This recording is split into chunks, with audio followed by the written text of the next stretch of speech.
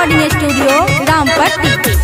ले छोड़ा काट ले, हमार शादी सेट भ गेले।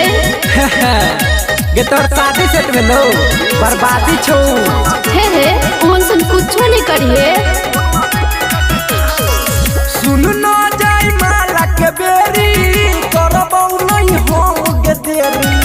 सुन न जाई माला के बेरी करबौ नहीं हो गे देरी। बुलेट सये बहु गे बुलेट सये बहु गे कि तोहरा सोनिया के गे छौरी फूला वीडियो देखे बहु गे कि तोरा भतरा के गे छौरी फूला वीडियो देखे बहु गे। सुन न जाई माला के बेरी करबौ नहीं हम गे देरी।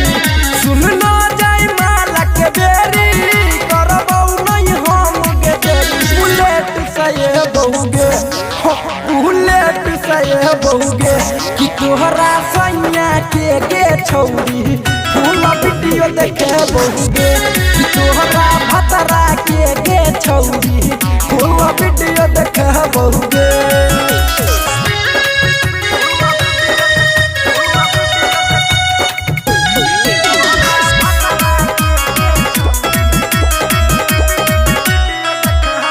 बढ़िया बढ़िया सीन के करबौ हम जूम गे आ बानर जका मुँह हे तो लटकल थू थू न गे।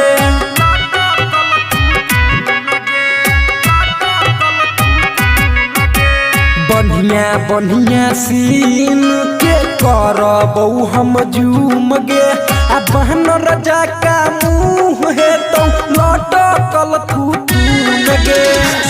बौल मुझाबे बौ सबके जनाबे बौ बौल मुझाबे बौ सबके जनाबे बौ। बुलेट सये बहु गे बुलेट सये बहु गे कि तोहरा सैया के गे छौरी फूला वीडियो देखे बहु गे कि तोहरा भतरा के गे छौरी फूला वीडियो देखे बहु गे।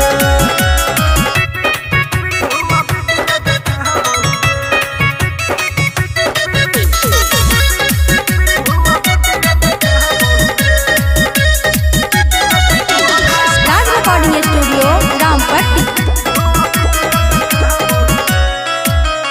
बैठ के भी भाई देखतौ तमाशा आ राज गोविंद सुन पीटतौ गे माथा।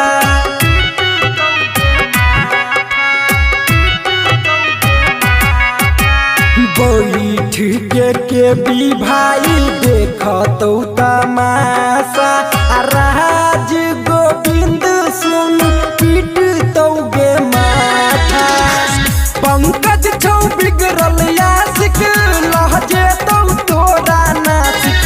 पांड्या छौ बिगड़ल यासिक लहजे तौ तोरा नासिक। बुलेट सये बहु गे बुलेट सये बहु गे कि तोहरा सैया के गे छौरी फूला वीडियो देखे बहु गे कि तोहरा भतरा के गे छौरी फूला वीडियो देखे बहु गे।